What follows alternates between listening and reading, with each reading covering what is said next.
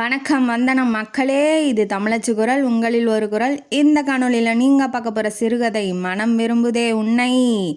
ஒருத்தர் லவ் பண்ண பொண்ணை கல்யாணம் பண்ணிக்கிறாரு. ஆனால் அந்த பொண்ணு இவரை லவ் பண்ணலையே. அவர் வாழ்க்கையில் என்ன நடக்குதுன்னு இந்த கதையில் பார்த்துடலாமா? வாங்க காணொலிக்குள்ளே போகலாம்.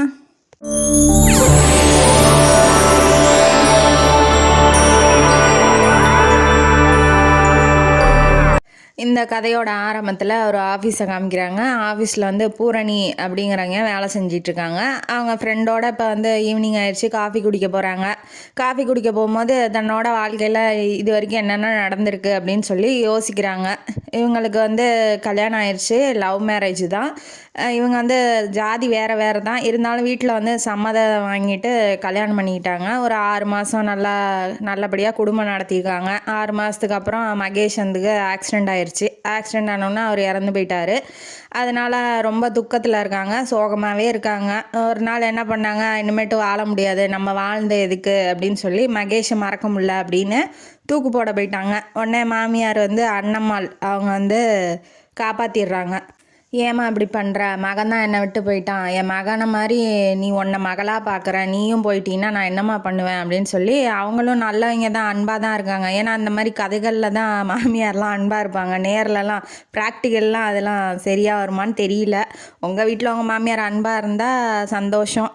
சரின்ட்டு இவங்க என்ன பண்ணுறாங்க, ஆறுதல் சொல்கிறாங்க. நீ கவலைப்படாத, நான் இருக்கேன், அம்மாவாக இருக்கேன், மகேஷோட தங்கச்சி உனக்கும் தங்கச்சி தான், நீ ஏன் ஃபீல் பண்ணுற அப்படின்னு சொல்லி ஆறுதல் படுத்தி ஆசுவாசப்படுத்தி அவளை வந்து பார்த்துக்கிறாங்க.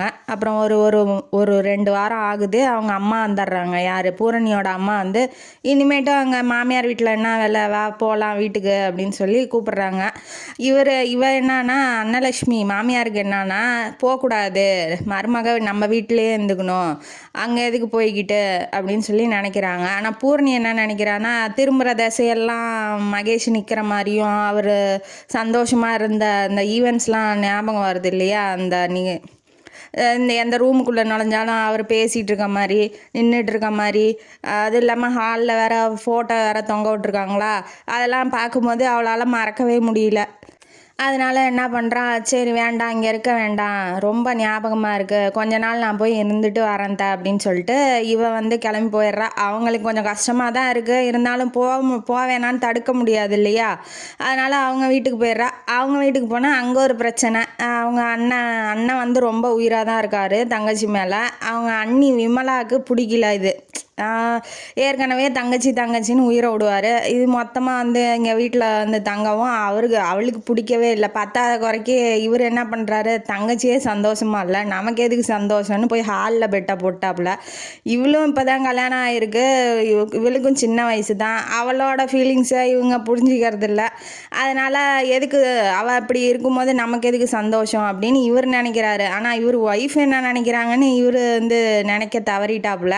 இவங்க இருக்கிற வரைக்கும் இப்படி தான் அப்படின்னு சொல்லி அவ மேலே கோவத்தை காமிக்க முடியாது இல்லையா. அதனால் மாமியார் மேலே, புருஷன் மேலே, அப்புறம் அந்த பாத்திரத்து மேலெல்லாம் காமிச்சிட்டு இருக்கா. இதை வந்து அம்மா கவனிச்சிடுறாங்க. சுரேந்திரன், பூரணியோட அண்ணன் பேர் சுரேந்திரன், அவங்க அம்மா பேர் விசாலாட்சி. அவங்க வந்து கவனிச்சிடுறாங்க. ஏன் இப்படியே விட்டுக்கிட்டு இருந்தால் இவன் மக வாழ்க்கையும் போயிடும், மக வாழ்க்கையும் போயிடும், இதுக்கு ஒரு முடிவு கட்டணும் அப்படின்னு சொல்லிட்டு பூரணியை கூப்பிட்றாங்க. ஒரு நாள் கூப்பிட்டு, ஏம்மா என்னாச்சும்மா, இப்படியே இருந்தால் என்னம்மா ஆகிறது, இன்னொரு கல்யாணம் பண்ணிக்கோ, பாரு உங்கள் அண்ணன் உனக்காக இப்படிலாம் பண்ணிகிட்ருக்கான், அவன் சந்தோஷத்தையும் வேணாங்கிறான், அண்ணி கூட கோபமாக இருக்காங்க, அதனால தான் அப்படின்னு சொல்லி எல்லாம் எடுத்து சொல்கிறாங்க. இன்னொரு கல்யாணம் பண்ணிக்குங்கும் போது அவள் வந்து ஒத்துக்க மாட்டேங்கிறா. எனக்கு இன்னொரு கல்யாணம்லாம் முடியாது, நான் வந்து மகேஷை மறக்க முடியாது அப்படின்னு. இவ பாயிண்ட்டும் சரியாக தான் இருக்குது, அவங்க இதுவும் அவங்களோட பாயிண்ட்டும் கரெக்டாக தான் இருக்குது. ஆனால் இவ ஒத்துக்க மாட்டேங்கிறாளே, இதை தவிர வேறு வழியும் இல்லை. அவங்க என்ன சொல்கிறாங்க, இன்னும் எத்தனை வருஷத்துக்கு நான் இருக்க போகிறேன். இவன் என்ன கேட்குறா, உங்கள் அப்பா செத்தோன்னே நீயும் வந்து வேற ஒரு கல்யாணம் பண்ணிக்கிட்டியா, நீயும் அப்படியே தானே இருக்க அப்படின்னு சொல்லி அவள் கேட்குறா. அதுக்கு அவங்க அம்மா என்ன சொல்கிறாங்க, உங்கள் அப்பா செத்தப்போ எனக்கு 37 வயசுடைய எல்லாம் வாழ்க்கையிலே முடிச்சுட்டேன், அது இல்லாமல் எனக்கு நீங்கள் 2 பேர் இருந்தீங்க, இப்போ உனக்கு 21 வயசு தான் ஆகுது, இப்போ வந்து ஒன்றுமே வாழ்க்கையே நீ வாழாமல் இருக்கியே, அதுதான் எனக்கு பயமாக இருக்குன்னு அவங்க சொல்கிறாங்க, எடுத்து சொல்கிறாங்க. ஆனால் இவளுக்கு விருப்பம் இல்லைங்கும் போது நம்ம என்ன பண்ண முடியும், ஒன்றும் பண்ண முடியாது.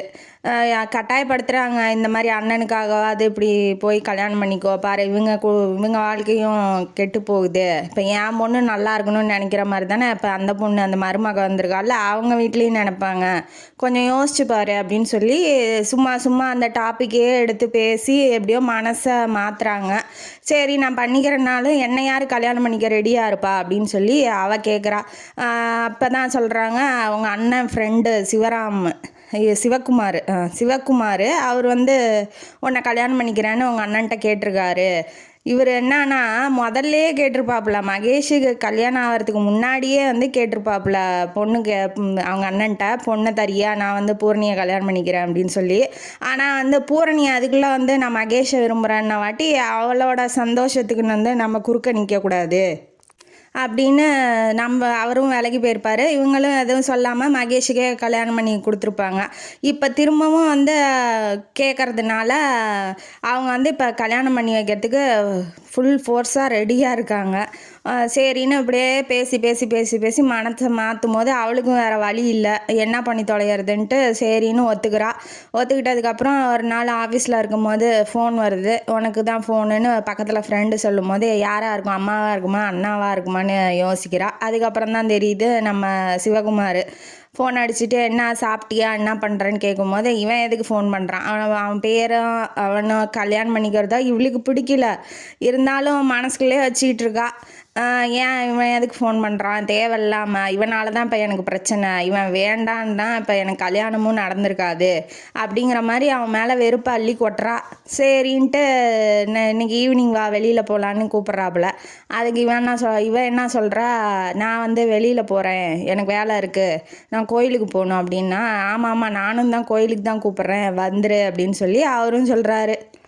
இப்போ இவளுக்கு வேறு வழியும் இல்லை, போய் தான் ஆகணும். இப்போ மாற்றியும் பேச முடியாதுன்ட்டு என்னடா சங்கடமாக இருக்குன்ட்டு இவளும் கிளம்பி போகிறா. அவர் வந்து ரெடியாக இருக்காப்புல கல்யாண பத்திரிக்கையோட கையில் சாமி பாதத்தில் ஆசீர்வாதம் வாங்கிட்டு வர சொன்னாங்க அம்மா. அவருக்கு வந்து ஒரே அம்மா, அவங்க பேர் விஜயலக்ஷ்மி. அவங்களும் ரொம்ப அன்பானவங்க தான். இப்போ வந்து கோயிலுக்கு 2 பேரும் உள்ளே போகிறாங்களா, இவர் வந்து அர்ச்சனைக்கெலாம் அது பழம் தட்டெல்லாம் வாங்கிட்டாப்புல. இவ போய் தனியாக வாங்குறா பழம் தட்டு அர்ச்சனைலாம். அவர் சொல்கிறாரு வாங்கிட்டேன் ஒன்றாவே பண்ணிக்கலாம் அப்படின்னு. அவள் கேட்க மாட்டேங்கிறா. அப்புறம் உள்ளே போய் அர்ச்சனை பண்ணுறா. மகேஷ் ராசி நட்சத்திரம் செத்தவருக்கு ராசி நட்சத்திரம்லாம் சொல்லிகிட்டு இருக்கா. இவனுக்கு காண்டு தான் ஆகுது, என்ன பண்ணுறது. அப்புறம் கொஞ்சம் கொஞ்சமாக பொறுமையாக தானே போகணும், ஏன்னா அந்த பக்கம் எந்த ரியாக்ஷனும் வர்றதுக்கு வாய்ப்பு இல்லை, தெரிஞ்சு தான் பண்ணுறோம், அதுக்கு தகுந்த மாதிரி தான் நம்ம நடந்துக்கணும் அப்படின்னு சொல்லி அவர் நடந்துக்கிறாப்புல. சரி பண்ணிக்கிட்டோம் அப்படின்னு இவரும் பத்திரிக்கை கொடுத்து ஆசீர்வாதம் காலில் சாமி பாதத்தில் வச்சு கொடுங்க அப்படின்னு சொல்லி இவரும் வாங்கிட்டு போய் ஒரு பக்கம் குத்த வைக்கிறாங்க 2 பேரும். இவ வந்து ஆரம்பிக்கிறா, மகேஷுக்கு இன்னைக்கு வந்து பர்த்டே, அவரோட பர்த்டேவை நான் வருஷம் ஆனால் கரெக்டாக வந்து இவ வந்து வெறுப்பேத்துறா. ஏன்னா இவளுக்கு விருப்பம் இல்லைங்கிறது அவங்க புரிஞ்சுக்கணும் அப்படிங்கிறதுக்காக இவ எல்லா இதுலேயும் முயற்சி பண்ணுறா. அவங்களே வேணான்னு நம்மளை வந்து சொல்லிடணும் அப்படிங்கிற மாதிரி இவ ஒரு பிளான் பண்ணிக்கிட்டு கல்யாணத்துக்கு ஒத்துக்கிட்டா. அதே மாதிரியே நடக்கிறா. எனக்கும் மகேஷும் எப்போதுமே நாங்கள் இந்த கோயிலுக்கு தான் வருவோம், அவர் ரொம்ப அன்பானவர், நான் போய் யார்கிட்டயா பேசினா கூட ரொம்ப பொசசிவ் ஆயிடுறாரு, இப்போ ரொம்ப முக்கியமாக அப்படின்னு எனக்கு தோணுது. உங்களுக்கு என்ன தோணுது நீங்கள் சொல்லுங்கள். ஏன்னா இப்போ நம்ம ஃபீலிங்ஸை வெளிப்படுத்துறது கரெக்டு, ஆனால் ஆப்போசிட்டில் இருக்கிறவங்களுக்கும் ஹர்ட் ஆகாமல் இருக்கணும். இவ வந்து தேவையில்லாமல் பண்ணிக்கிட்டு இருக்கான்னு தான் எனக்கு தோணுது. கொஞ்சம் டைம் கேட்டிருக்கலாம், கொஞ்சம் டைம் கொடுங்க அப்படின்னாவது கொஞ்சம் மனசு மாறுறதுக்காக இது பண்ணியிருக்கலாம், இல்லை எதுவும் பேசாமல் அமைதியாக இருந்திருக்கலாம். தேவையில்லாமல் போய் அவனை வெறுப்பேற்றுறதுங்கிறது எனக்கு பிடிக்கல பர்சனலாக. உங்களுக்கு என்னென்னு நீங்கள் கமெண்ட் பாக்ஸில் கமெண்ட் பண்ணுங்கள். அவர் ரொம்ப சாஃப்ட்டு அப்படி இப்படின்னு ஒரு மணி நேரம் அளந்து விட்றா. இவனும் என்னடா பண்ணுறது, காலை கொடுமை கதிரவான்னு இவனும் உட்காந்து கேட்குறான். என்ன பண்ணுறது, விரும்பின பொண்ணு, அதுவும் இந்த நிலமையில் இருக்குது, அது விட்டாலும் இவ பண்ணிக்க மாட்டான்பா, என்னடா தலையெழுத்துன்னு இவனும் உட்காந்து கேட்டுக்கிட்டு இருக்கான். அவள் அப்புறம் லாஸ்ட்டாக என்ன சொல்கிறா, என்னை வந்து மனசை மாற்ற முடியாது உங்களால், நான் வந்து மகேஷை மறக்கிறதுங்கிறது நடக்காத ஒன்று, நீங்கள் ஏன் இப்படி பண்ணுறீங்க, தேவையில்லாத வேலை அப்படின்னு சொல்லி அவள் சொல்கிறா. 1 hour பேசுனா நான் 55 நிமிஷமும் அவரை பற்றி தான் பேசுவேன், நீங்கள் ஏன் உங்கள் வாழ்க்கையும் கெடுத்துக்கிறீங்க அப்படின்னு சொல்லி அவள் சொல்லும் போது இவர் என்ன சொல்கிறாரு, எல்லாம் ஒரு நம்பிக்கை தாம்மா, நாளைக்கே என்னை பற்றி 55 நிமிஷம் நீ பேசலாம், எல்லாம் நம்பிக்கை தானே நம்பிக்கை தானே வாழ்க்கை அப்படின்னு சொல்லி இவர் ஒரு டயலாகை போட்டு சரி இவன் ஒன்றும் செஞ்சு கொடுக்க மாட்டானாட்டங்குதுன்னு கல்யாணத்துக்கு ரெடி பண்ணுறாங்க. ரெடி பண்ணி கல்யாணம்லாம் முடிஞ்சிருச்சு. இப்போ வந்து ஃபஸ்ட் நைட்டுக்கு அவங்க மாமியார் வீட்டுக்கு போகணும், அதாவது விசாலம் வீட்டுக்கு போகணும். ஆனால் அவங்க அம்மா யார் இவர் சிவகுமாரோட அம்மா வந்து வேணான்ட்டாங்க. ஏன்னா ஃபஸ்ட்டு கல்யாணமும் அப்படி ஆயிடுச்சு, அந்த மாதிரி வேணால் நீங்கள் நம்ம வீட்டிலேயே பண்ணிக்கலாம் அப்படின்னு சொல்லி இவங்க வீட்டுக்கே வந்துடுறாங்க கல்யாணம் ஆன கையோட. இவன் வந்து பிளான் பண்ணிக்கிறா. இப்போ வந்து அடம் பிடிக்கிறதுல சத்தம் போடுறதுல அவங்களே நம்மளை வந்து வீட்டை விட்டு துரத்தி விட்டுறணும், நம்ம கலாட்டா பண்ணுறதுல அவங்களே என்ன சேதின்னு கேட்டுருணும் அப்படிங்கிற மாதிரி நினச்சிக்கிட்டு பாலை எடுத்துக்கிட்டு ரூமுக்குள்ளே நுழையிறா. அந்த ஃபஸ்ட் நைட்டுக்கான எந்த டெக்கரேஷனு எதுவுமே இல்லை. அவர் சைலண்ட்டாக உட்காந்துருக்காரு.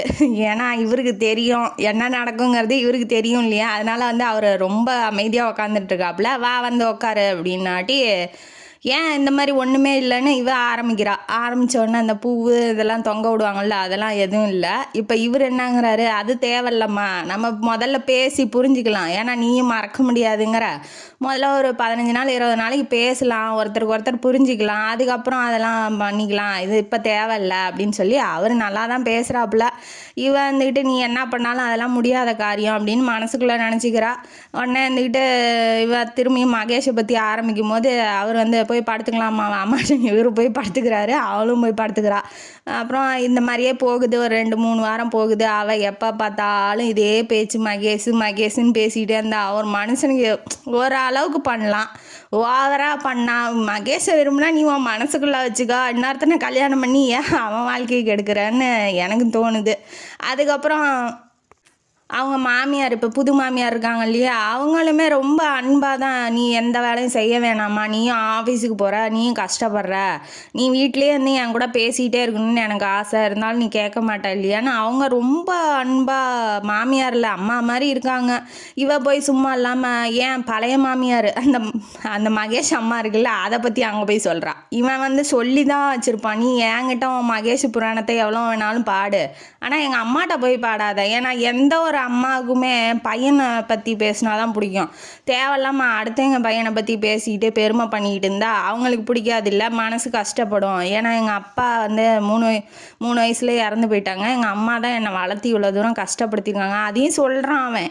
அதனால் எங்கள் அம்மா மனசுக்கோ நான் அதைப்படி மட்டும் நடந்துக்கோ, என்கிட்ட என்ன வேணாலும் பேசிக்கோ, என்னை திட்டிக்கோ, என்ன வேணாலும் பண்ணிக்கோன்னு சொல்கிறா. அதை கூட அவள் வந்து கேட்காம போய் தேவையில்லாமல் அந்த அம்மாட்ட போய் எங்கள் பழைய மாமியார் இருக்கார்ல, அவங்களும் அப்படி தான், அவங்க பிரியாணி செஞ்சால் ஊரே மணக்கும், இப்போ யாராவது கேட்டாங்களா அப்படின்னு போய் அங்கே அளந்து விட்டுக்கிட்டு இருக்கா. விட்டோன்னா இவனுக்கு கோவம் வந்துருச்சு. ஆமாம் எங்கள் அம்மா செஞ்சதை நீ சாப்பிட்டதில்லல்ல, அதனால தான் அப்படி பேசுகிற அப்படின்னு சொல்லி கொஞ்சம் கோவமாக பேசிடுறாப்புல. உடனே வந்து அவள் புரிஞ்சுக்கிட்டோன்னா வந்து அமைதியாக உக்காந்துடுறா. எந்த அமைதியாக அப்போ முன்னாடியே பண்ணுறதுக்கு என்ன. அப்புறமேட்டு சாப்பிட்டுட்டு அவள் எந்திரிச்சு போனதுக்கப்புறம் அவங்க அம்மா வந்து சொல்கிறாங்க, ஏன்ப்பா கஷ்டப்படுத்தாதப்பா, அவளே இப்போ தான் அடிபட்டு வந்திருக்கா, சொன்னால் சொல்லிட்டு போகிறா, விடேன்ப்பா.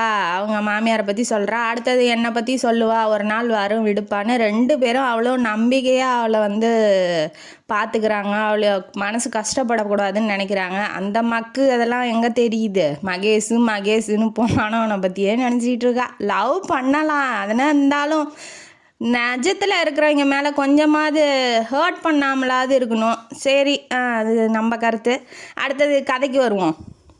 அம்மா என்ன சஜஷன் சொல்கிறாங்க, நீ இங்கே வீட்லேயே வச்சுக்கிட்டு இருந்தால் அப்படி தான் இருக்கும், எங்கேயாவது வெளியூருக்கு ஹனிமூனுக்கு மாதிரி போயிட்டு வா, அங்கே இடம் மாறினா மனசும் மாறும் இல்லையா அப்படின்னு சொல்லி சொல்கிறாங்க. அதை வந்து அவள் கை கழுவிட்டே வந்து கேட்குறா, சாப்பிட்டுட்டு கை கழுவிட்டு கேட்குறா, கொடைக்கானலுக்கு போகலாம் அப்படின்னு சொல்லி நான் டிக்கெட் போட்டு வந்துடுறேம்மா. சரின்ட்டு சந்தோஷமாக அம்மாவும் இருக்காங்க. இவளுக்கு பற்றிக்கிட்டு வருது, என்ன கேட்காம இவன் எப்படி டிக்கெட் போடலாம், என்ன கேட்கணுமா கேட்கக்கூடாதான்னு ஒரே சண்டை. நான் எங்கேயும் வரமாட்டேங்க கூட, என் மனசு வந்து எங்கே போனாலும் மாறாது, மகேஷுக்கிட்டே தான் இருக்கும் அப்படின்னு சொல்லி திரும்ப ஆரம்பித்தோன்னே எனக்காக வா, அம்மாக்காக வா, அம்மா சந்தோஷப்படுவாங்க நம்ம போகிறத பார்த்தா அப்படின்னு சொல்லி எவ்வளோ சொல்கிறான். அவன் வந்து கேட்கவே மாட்டேங்கிறா. அதுக்கப்புறம் என்ன பண்ணுறா, ஒரு ஹோட்டல் பேர் சொன்னோன்னா உடனே ஒத்துக்கிறா.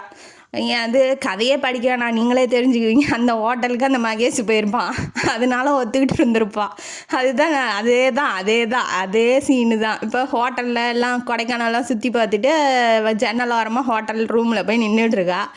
இவனுக்கா எல்லாம் ஜோடி ஜோடியாக சுற்றிக்கிட்டு திரியிறாங்க, நம்ம மட்டும் இப்படி இருக்கோமே. அவனுக்கு இதுதான் ஃபஸ்ட்டு மேரேஜுங்கிறதுனால அவன் ஆசையெல்லாம் வெளிப்படுத்தலாம், அன்பாக இருக்கலாம், ஒய்ஃபு இப்படிலாம் இருக்கலாம்.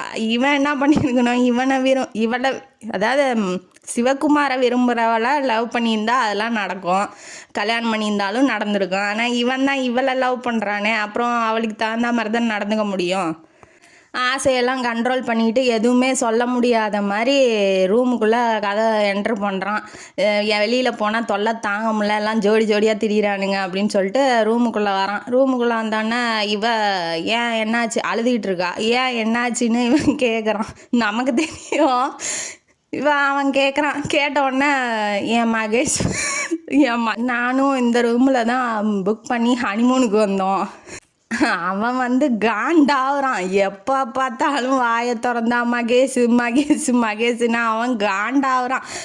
ஆல்ரெடி எல்லாம் ஜோடி ஜோடியாக தெரிஞ்சுக்கிட்டு இருக்க, இவன் வேற எப்போ பார்த்தாலும் இவனையே இழுக்கிறதுனால அவன் சொல்கிறான், அதையும் கொஞ்சம் மறக்க ட்ரை பண்ணாதான் வரும்.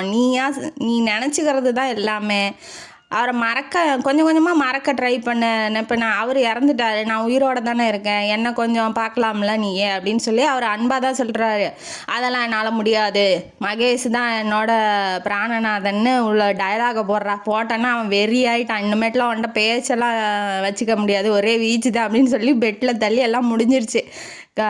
உடனே மூஞ்ச பார்க்கறதுக்கு கூட அவருக்கு சிவகுமாருக்கு வெக்கமாக இருக்குது. ஏன்னா விருப்பம் இல்லாமல் நம்ம போய் செஞ்சிட்டோம், அதனால் கஷ்டப்படுறாரு.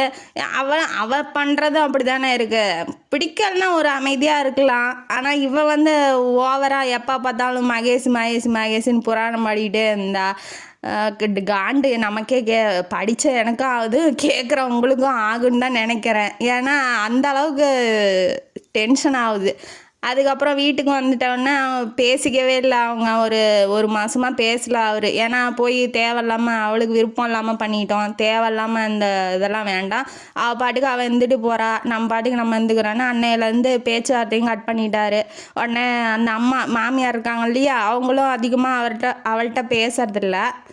ஒரு நாள் பழைய மாமியார் வீட்டுக்கு வந்தோன்னே ஈன்னு இழிச்சிக்கிட்டு போய் கூப்பிட்றா. ஏன்னா மகேஷோட அம்மால அது. வந்தோடனே ஈன்னு இழிக்கிறா, காஃபி சாப்பிட்றீங்களா, டீ சாப்பிட்றீங்களா. அது இந்த சீனை சொல்ல மறந்துட்டேன், ஏன்னா சொல்லிடுறேன். இப்போ கல்யாணத்துக்கு முன்னாடி, சிவகுமார் கல்யாணத்துக்கு முன்னாடியே இவங்க பொண்ணு பார்க்கணும் அப்படின்னு சொல்லி போயிருப்பாங்க அவங்க வீட்டுக்கு போகும்போது இவளுக்கு மூஞ்சில் அடித்த மாதிரி இருந்திருக்கு. யார் நம்ம விஜயலட்சுமியை பார்த்தோன்னா மூஞ்சில் அடித்த மாதிரி ஆயிருக்கு.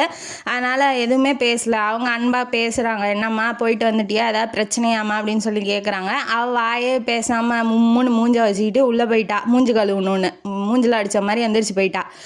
அப்போ இவங்க வந்திருப்பாங்க, அண்ணம்மா. அவங்க பழைய மாமியார் வந்தோடனே வாங்கத்தான் வலிஞ்சு போய் கூப்பிட்ருப்பா. இதை பார்த்தோன்னா அவங்களுக்கு கஷ்டமாக தான் இருக்குது. அவங்க அம்மா மீனாட்சியும் மீனாட்சி அவங்க அம்மா பேர் விசாலாட்சிக்கும் காண்டு தான் ஆச்சு. இருந்தாலும் அவங்க தப்பாக நினச்சிக்காதீங்க, கொஞ்சம் மனசு மாற டைம் ஆகுன்னு அப்போ சொல்லியிருப்பாங்க. இப்பயும் அதே வேலையை தான் பண்ணுறா. வந்தோடனே அந்த பழைய மாமியார் வந்தோடனே ஈனி இழிச்சிக்கிட்டு போய் கூப்பிட்றா. இந்த அம்மா மாமியாருங்கிற ஸ்தானத்துலேயே அவள் எடுத்துக்கல, என்னான்னு பேசிட்டு திரியிறா. வந்தோடனே சரி நீ ரூமுக்கு கூட்டிகிட்டு போமா, நான் ஏதாவது சாப்பிட எடுத்துகிட்டு வரேன்னு இவங்க அன்பாக சொல்கிறாங்க. அதை கூட அவள் கவனிக்காமல் போயிட்டாங்க, கூட்டிகிட்டு போயிட்டா. போனோடனே அவங்கள்ட்ட என்ன சொல்கிறான், எப்படிமா இருக்கா, நல்லா இருக்கான்னு கேட்கும்போது எங்கத்தான் என்னால் மகேஷை மறக்கவே அத்தன்னு வாய் நிறையா கூப்பிட்றா. ஆனால் சிவகுமார் அம்மாவை கூப்பிட மாட்டேங்கிறா. மறக்கவே முடியலத்த என்னால். என்னோட கல்யாண ஆல்பத்தை எடுத்துகிட்டு வரீங்களா, அதாவது செத்தவரோட கல்யாண ஆல்பத்தை எடுத்துகிட்டு வந்து கொடுங்கங்கிறா. இப்போ உயிரோடு இருக்கவன் கல்யாண ஆல்பம் பீரோக்குள்ளே தூங்குது. இப்போ கேட்டோடனே நம்ம மருமக இன்னும் நம்ம மகனை மறக்கலை அந்த அம்மா. அப்பா எப்படியோ சந்தோஷமாக இருக்குது. அந்த அம்மாவுக்கு அவங்க மகனை மறக்கலைங்கும் போது அந்த அம்மாவுக்கு சந்தோஷமாக இருக்குது. ஆனால் உயிரோட இருக்கான், இவன் மகனை கண்டுக்கவே இல்லைன்னா இந்த அம்மாவுக்கு எப்படி இருக்கும். இதெல்லாம் எதுவும் சொல்கிற மாதிரி இல்லை. சரிம்மா நான் எடுத்துகிட்டு வந்து தரேன், அடுத்த தடவை உன்னை பார்க்கும்போதே எடுத்துகிட்டு வந்து தரேன் அப்படின்னு சொல்லி அவங்க எடுத்துகிட்டு வந்தும் கொடுத்துட்றாங்க. இப்போ பத்தாவதுக்கு இந்த ஆல்பத்தை வேற கொண்டாந்து கொடுத்துட்டாங்க. இவன் சும்மாவே புராணம் பாடுவா, ஆல்பத்தை வேற பொழுதுனிக்கு திறந்து வச்சுக்கிட்டு பொழுதுனிக்கும் கண்ணு தண்ணி விட்டு அழுதுகிட்டு இவ சாவறது இல்லாமல் இப்போ அடுத்தவங்க பக்கத்தில் இருக்கவங்களையும் சாவடிச்சிக்கிட்டு இருக்கா. போய் கேட்குறாப்புல இவர் சிவகுமார், ஏன் உனக்கு மூடி வச்சுட்டு இப்போ நான் மனசு மாற ட்ரை பண்ணு, பிடிக்காதுன்னா கொஞ்சம் கொஞ்சமாக மாற்றிக்கோ, இல்லை எப்படி நடந்துக்கணும்னு சொல்லு, அப்படி நடந்துக்கிறேன் அப்படின்னு சொல்லி சண்டை வந்துடுது. இவரும் கேட்குறாரு, அவளும் பேசுகிறாங்க போது சண்டை வந்துடுது. அவர் எதுவும் வாய் பேசாமல் போயிடுறாப்புல. இது ஒன்றும் சொல்ல பேச்சு கேட்கலன்னா நம்ம என்ன பண்ண முடியும்? ஒன்றும் பண்ண முடியாது. அவங்க அம்மா, அவங்க பழைய மாமியார் வந்து என்னான் இருப்பாங்க, மகேஷோட தங்கச்சிக்கு கல்யாணம், நீ வந்துருன்னு சொல்லி ஒரு நாள் சொல்லி விட்டு போயிருப்பாங்க. சரி நான் வந்துடுறேன், நான் தானே எல்லாம் இழுத்து போட்டு பார்த்துக்கணும், இந்த வீட்டில் ஒன்றும் செய்ய மாட்டேங்கிறா, அங்கே போய் இழுத்து போட்டுக்கிட்டு வேலை செய்கிறாளாம். இதில் சொல்கிறா அப்படி அவங்க மாமியார்ட்ட, நான் வந்து பார்த்துங்கிறேன் அப்படின்னு சொல்லியிருப்பா. இப்போ வந்து பொழுதுனிக்கும் ஆல்பத்தை வச்சு ஒப்பாரி வச்சுக்கிட்டே இருக்கா, டார்ச்சர் தாங்க முடியல. இப்போ ஆஃபீஸுக்கு போயிட்டு வரான், அழுதுகிட்டே இருந்தால் என்ன பண்ணுறது? பிடிச்ச பொண்ணு ஏதாவது அன்பாக பேசலைன்னா கூட போகுது, அந்த பக்கம் இந்த பக்கம் வேலை செஞ்சுக்கிட்டு இருக்கலாம், இல்லை ஏதாவது ட்ரையாவது பண்ணலாம், முயற்சி பண்ணலாம். பிடிக்கல அப்படின்னா அப்படியே இருக்கணுமா? வாழ்க்கைன்னா வாழ வேண்டிய வாழ்க்கை நிறையா இருக்குல்ல, அந்த மாதிரி யோசிக்கலாம். பாசிட்டிவே கிடையாது. போனவனை பற்றியே எப்போ பார்த்தாலும் அழுதுகிட்டு, பத்தாதுக்கு அந்த அம்மா வேறு ஆல்பத்தை கொடுத்துட்டு போயிடுச்சா, அதை விரித்து வச்சுக்கிறா. பொழுதுனிக்கும் உட்காந்து அழுதுகிட்டே இருக்கா. உடனே இவர் வந்து காலையில் எந்திரிக்கிறாரு. எந்திரிச்ச உடனே பர்த்டே, அவருக்கு சிவகுமாருக்கு பர்த்டே. காலையில் எழுந்திரிச்சு கிளம்பவும் இல்லை, ஆஃபீஸுக்கும் கிளம்பல. இவர் குளிச்சுட்டு வந்தால் அவள் வந்து குளிக்கிறதுக்கு ரெடியாக உள்ளே போவா. அன்னைக்குன்னு பார்த்து பெட்லேயே படுத்திட்டு பொழுதுனிக்கும் அழுகுறா. ஏன் என்னாச்சு? இது நைட்டு தானே அழுகுவா, ஏன் காலையிலே எழுந்திரிச்சு அழுகுறான்னு அவருக்கு வேற என்னாச்சுன்னு சொல்லி கேட்டோன்னே அதெல்லாம் ஒன்றும் இல்லை, பர்த்டேங்கிறதுனால அவங்க அம்மா வந்து கோயிலுக்கு கூட்டிகிட்டு போப்பா அவளை அப்படின்னு சொல்லியிருப்பாங்க. நைட்டே சொல்லியிருப்பாங்க. அதனால் வந்து அவர் கூப்பிட்றாரு, வா வெளியில் போகலாம் அப்படின்னு கூப்பிட்டோன்னா அவள் காண்டில் என்னங்கிறா, எங்கள் கொடைக்கானலுக்கா ரூம் போடவா அப்படின்னு சொல்லி கேட்குறா. மூஞ்சில் அடித்த மாதிரி கேட்கவும் அவர் ரொம்ப முகமே வாடி போயிடுச்சு. தப்பு பண்ணிட்டோம், அந்த தப்பு வந்து இப்படி மூஞ்சில் அடித்த மாதிரி சொல்லும் போது அவர் ரொம்ப சேடாயிடுறாப்புல. சரி கிடைக்கட்டு ஒலின்னு விட்டுட்டு போயிடுறாரு. போனோடனே சாப்பிட்டுட்டு, இல்லைம்மா நான் மட்டும் போயிட்டு வந்துடுறேன் அப்படின்னு சொல்லிட்டு இவர் போயிட்டு வந்துடுறாப்புல. ஆஃபீஸ்க்கெலாம் போய் முடித்தோடனே வந்ததுக்கப்புறம் கேட்குறாரு, ஏன் வரல, ஏன் என்னாச்சு, ஏன் அழுதுகிட்டே இருக்கும் போது, உங்கள் பிறந்த நாளை நீங்கள் ஜாலியாக கொண்டாடுறீங்க, இன்றைக்கி என் மகேஷோட டெத்து டேன்ன வாட்டி அப்போ தான் தெரியுது அவனுக்கு செத்து போன நாள் அன்றைக்கி அப்படின்னு சொல்லிட்டு. ஐயோ கடவுளை, இவளை என்ன பண்ணுறதுனே எனக்கு ஒன்றும் புரியல. சரின்ட்டு அவர் எதுவும் பேசாமல் போய் படுத்துக்கிட்டாரு. அதுக்கு மேலே என்ன சார் பேச முடியும்? மறுநாள் எந்திரிக்கிறாரு, முதல்ல அந்த ஆல்பத்தை தூக்கணுண்டா அப்படின்னு சொல்லி தூக்கிட்டு போய் அங்கே மாமியார் வீட்டிலேயே கொடுத்துட்டு வந்துடுறாரு. வந்து வச்சதாவ தேடுறா, ஆல்பம் எங்கே இருக்குது அப்படின்னு கேட்டதுக்கப்புறம் அது பீரோக்குள்ளே தான் இருக்குன்னாட்டி, அது உங்கள் ஆல்பம், ஏன் ஆல்பம் எங்கன்னு சம்மந்தமே இல்லையா அவளுக்கு, அந்த மாதிரி சொல்கிறா. தெரியாது அப்படின்னாட்டி நான் அவங்க வீட்லேயே சண்டை முத்திருச்சு, அவங்க வீட்லேயே கொண்டு போய் கொடுத்துட்டு வந்துட்டேன், அது எதுக்கு பொழுதுனையும் பார்த்துட்டு அழுதுகிட்டு இருக்கா, எனக்கு மனசு கஷ்டமாக இருக்குது அப்படின்னு சொல்லி அவர் சொல்கிறாரு. வந்துக்கிட்டு நீங்கள் வேணும்னே பண்ணுறீங்க, நீங்கள் வந்து என் மகேஷை வந்து என்கிட்ட வந்து பிரிக்கிறீங்க அப்படின்னு சொல்லி அவன் செத்து போயிட்டான். வேணும்னே வம்பளுக்குறா அவர்கிட்ட. வம்பளுத்தோடனே சண்டை முத்தி போயிடுது. இவர் வந்து அடிச்சிட்றாரு. அடித்தோடனே மயக்கம் போட்டு விழுந்துடுறா. டாக்டரை கூப்பிட்டோன்னே உங்கள் பர்த்டேக்கு ஒரு கிஃப்ட் வச்சுருங்கன்னு டாக்டர் சொல்லிவிட்டு நீங்கள் அப்பாவை போகிறீங்க அப்படின்னு சொல்லிட்டாங்க. டாக்டர் சொன்னோன்னே இவனுக்கு ஒரே குஷி, ரொம்ப குஷியான குஷி. அங்கே உள்ள ஒருத்தி படுத்திக்கிட்டு ஒப்பாரி வைக்கிறா. ஐயோ இவங்களை விட்டு ஒளிஞ்சு போகலான்னு பார்த்தா இப்போ இந்த குழந்தை வேற வந்துருச்சு, அந்த வயிற்றுல இப்போ தான் குழந்தையும் வந்திருக்கா, அதை போய் இந்த சனி ஏன் வந்துச்சு, இந்த சனி வரலன்னா நான் நல்லா இருந்திருப்பேனே, அத்துவிட்டு போயிருப்பேனே, இது வேற நான் வளர்க்கணுமா அப்படின்னு சொல்லி சொல்கிறத கேட்டுட்டாரு அவர். சிவகுமார் கேட்டோன்னா உள்ளே வந்து, அது உன்னோட குழந்தை தானே, ஏன் அதையும் திட்டுற, உனக்கு பிடிக்கலன்னா நீ ஏன் என்னை என் குழந்தைய திட்டாத அப்படின்னு சொல்லி அவர் சொல்கிறாரு. வந்து என் வாழ்க்கையில் சந்தோஷங்கிறதே இல்லை, இப்போ இந்த குழந்தையும் வந்துருச்சுன்னா எனக்கு அவ்வளோதான், என் சந்தோஷம் ஃபுல்லாக போயிடும், எனக்கு இந்த குழந்தையே வேணாம் அப்படின்னு சொல்லி டாக்டர்கிட்ட வந்து அபாஷன் பண்ணிக்கிறேன் அப்படின்னு சொல்கிறா. இப்போ குழந்தையே இப்போ தான் வந்திருக்கு, அதுக்குள்ளே அபாஷன் பண்ணிக்கிறேன் அப்படிங்கும் போது அவருக்கு இடி விழுந்துருது தலையில். நீ வந்துமா உன்னெல்லாம் நான் திருத்த முடியாது, நீ வந்து அவரும் வெறுத்துட்டாப்புல. இன்னமேட்டு இதுக்கு மேலே விட்டு ஏதாவது ஒன்று ஆயிடுச்சுன்னா வச்சுக்கோங்க, தேவையில்லாத வேலை, நீ கெட்டு ஒளிஞ்சு போ, நீ எங்கே போகணுமோ போ, உங்கள் அம்மா வீட்டுக்கு போ, பழைய மாமியார் வீட்டுக்கு போ, நீ ஜாலியாக இரு, இல்லை மகேஷுக்கிட்டே போ, எனக்கு கவலை இல்லைன்ட்டு என் குழந்தைய மட்டும் என்கிட்ட பெற்று கொடுத்துட்டு நீ எங்கேயோ போ அப்படின்னு சொல்லிடுறாப்புல. உண்மையாக சொல்கிறீங்களா? அந்த குழந்தைய குடிச்சிட்டா நான் எங்கே வேணாலும் போகலாம்ல, என்ன தொந்தரவு பண்ண மாட்டீங்கன்னாட்டி, ஆமாம் சத்தியமாக என் குழந்தை மட்டும் எனக்கு கொடுத்துரு, நான் அதோட முகத்தை பார்த்தே வாழ்நாள் ஃபுல்லாக வாழ்ந்துக்குவேன் அப்படின்னு சொல்லவும், அதை கூட புரிஞ்சுக்காம, அதாவது தன்னோட குழந்தை தான் அதுங்கிற ஒரு ஃபீலிங் கூட இல்லாமல் அவள் அப்படி பேசுகிறா பாருங்க. நம்ம போனால் போதும், இந்த வாழ்க்கையே வேணாங்கிற மாதிரி வெறுப்பு இருக்கலாம், ஆனால் ஓரளவுக்கு இருக்கணும். இந்த அளவுக்கு போய் ஒரு மனசு கஷ்டமாக அடுத்தவங்களை ஹர்ட் பண்ணிக்கிட்டு ஏன் வாழணும்? அப்புறமா கல்யாணம்னு சொல்லிட்டு போனாலையா அந்த பழைய மாமியார், அது வந்து இப்போ இன்றைக்கி தான் அந்த கல்யாணம். இவள் ரெடியாக ஃபுல்லாக ட்ரெஸ்ஸு நகை கிகை எல்லாம் கல்யாணம் ஆனப்போ போட்டது, இப்போ அடுத்தது இப்போ தான் போடுறா. ஏன்னா பழைய மாமியார் வீட்டுக்கு மகேஷ் வீட்டுக்கு போகிறாள், அதனால் எனக்கே காண்டு தான் ஆகுது. என்ன பண்ணுறது, காண்டாக தான் கொஞ்சம் படித்தேன் இந்த கதையை. அப்புறம் கிளம்ப போகும்போது எங்கே போகிற அப்படின்னு சொல்லி கேட்குறாப்புல. நான் மகேஷோட தங்கச்சி கல்யாணம் போய் அட்டன் பண்ணிட்டு வரேன், நான் தானே எல்லா வேலையும் செய்யணும்னு சொல்கிறா. இவருக்கு என்னன்னா, அவங்க ஆல்ரெடி வீக்காக இருக்கா, அழுது வீக்காக இருக்கா, ஸ்ட்ரெயின் பண்ணிக்க கூடாது, எங்கேயும் ட்ராவல் பண்ணக்கூடாதீங்க, ஆட்டோலாம் போகக்கூடாது, குலுங்கக்கூடாது அப்படின்னு சொல்லியிருக்காங்க. கேட்காம நான் போயே தான் ஆகணும் அப்படின்னு சொல்லி சண்டை போடுறா. என்ன பண்ணுறது? அப்புறம் அதுக்கு ஏதாவது வயிற்றுல குத்தி அந்த குழந்தைக்கு ஏதாவது ஆயிடுச்சுன்னா என்ன பண்ணுறது? அதனால் போய் தொலை அப்படின்னு சொல்லி விட்டுறாப்புல. அடுத்தது அவங்க அம்மா வராங்க, விஜயலட்சுமி வந்தோடனே, ஏம்மா 3 மாதம் ஆயிடுச்சு, அது வீடு படி தாண்டக்கூடாதுமா, வீட்டுக்குள்ளே போம்மா அப்படின்னு சொல்கிறாங்க. இல்லை நான் போயே ஆகணும்னு அவங்க பேச்சு, பெரியவங்க பேச்சும் கேட்கல. ஆட்டோ ஏறிக்கிட்டு ஜிங்குன்னு சிங்காரிச்சிக்கிட்டு அங்கே போகிறா. அங்கே போனோடனே இவர் சொல்லி தான் அனுப்பிச்சி விட்ருப்பாரு, இங்கே பாரு அது மகேஷ் வீடு, அது முடிஞ்சிருச்சு, நீ இப்போ என்னோட ஒய்ஃபுங்கிற இதில் போகிற, அங்கே போனால் உனக்கும் மரியாதை இருக்காது, எனக்கும் மரியாதை இருக்காது, போகாதங்கிறாரு.